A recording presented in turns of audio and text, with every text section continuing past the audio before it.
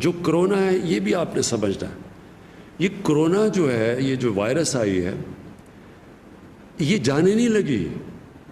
جب تک کہ ویکسین نہیں نکلے گی یہ کرونا وائرس تو اس کے ساتھ ہمیں گزارا کرنا ہے. یہ ساری دنیا اس نتیجے پہ پہنچ چکی ہے.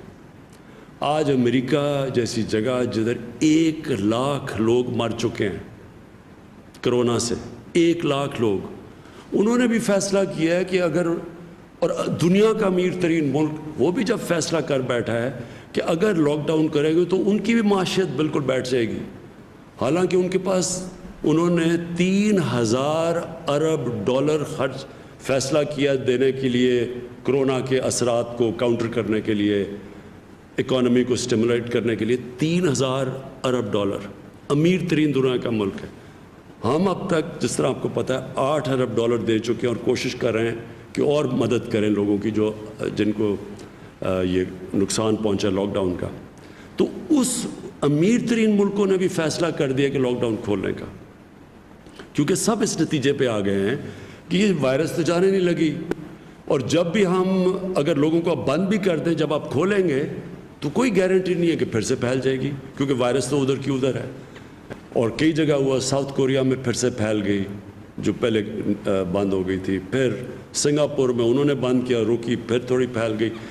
تو جو آج آپ کو میں بات کہنا چاہتا ہوں وہ یہ کہ دیکھیں وائرس نے پھیلنا ہے، وائرس پھیلے گی. یہ جو ہمارے اموات بڑھ رہے ہیں، یہ میں آپ کو پہلے دن کہہ دیا تھا جب بھی میں نے آپ کو کہا تھا کہ یہ پھیلے گی، یہ بڑھیں گے. ہم نے اب کیا کرنا ہے؟ دیکھیں، اگر ہم نے کامیابی سے اس کے ساتھ گزارا کرنا ہے تو یہ ذمہ داری عوام کی ہے. جتنی عوام احتیاط کرے گی ہم بہتر اس کے ساتھ گزارا کر سکیں گے. اگر لوگوں نے یہ سمجھا کہ جی لاک ڈاؤن کھلا ہے تو ویسی زندگی گزارنی شروع ہو جاؤ جو لاک ڈاؤن سے پہلے تھی، ہم اپنا نقصان کریں گے. ہم نقصان کیسے کریں گے کہ ہم اگر ہمیں بند کرنے پڑے مثلا مخصوص علاقے جدھر تیزی سے پھیل رہی ہے تو ادھر کاروبار ختم ہو جائے گا، لوگوں کو نقصان ہوگا.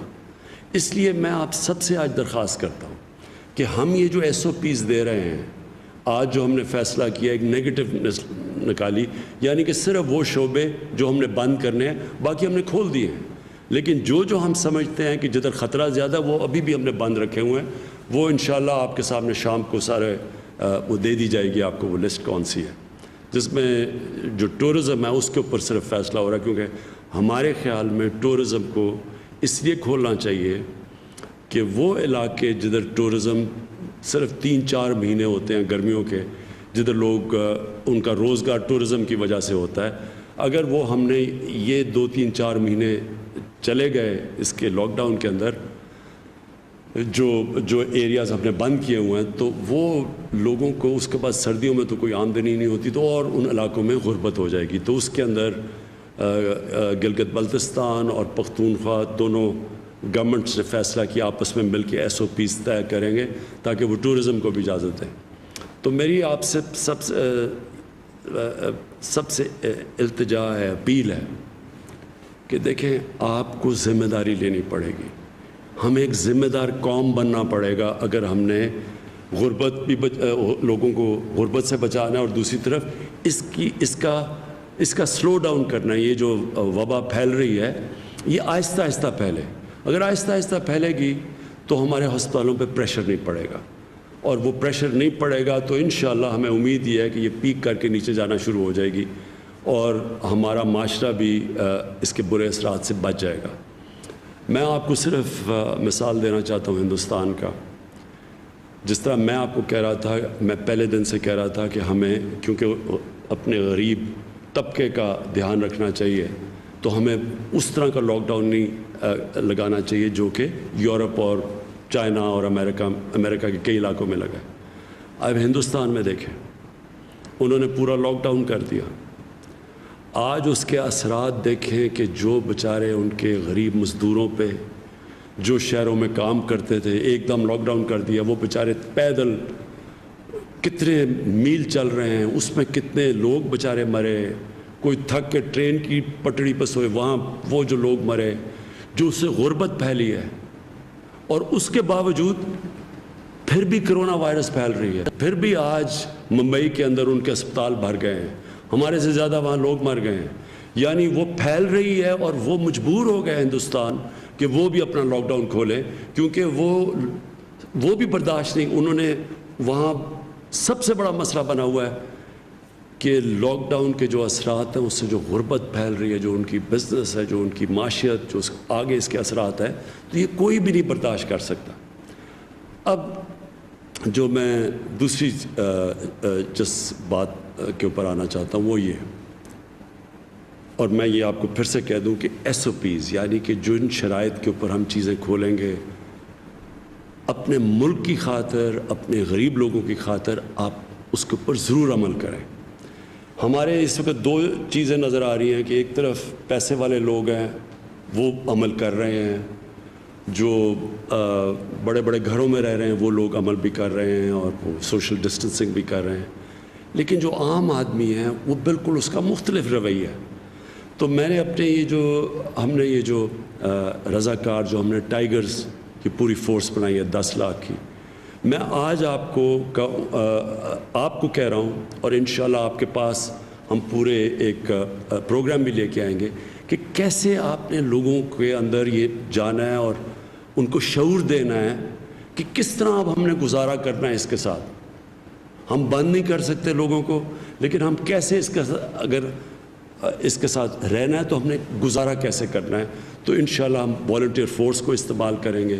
ایڈمنسٹریشن تو کام کر ہی رہی ہے, ہماری پولیس کر رہی ہے, لیکن ان کے اوپر بہت زیادہ بوجھ پڑ چکا ہے, ہماری ایڈمنسٹریشن پہ بھی اور پولیس پہ بھی. اور یہ سال تو ہمیں جس طرح ساری دنیا فیصلہ کر بیٹھی ہے کہ کم از کم اس سال تو ہمیں گزارا کرنا پڑے گا اس وائرس کے ساتھ.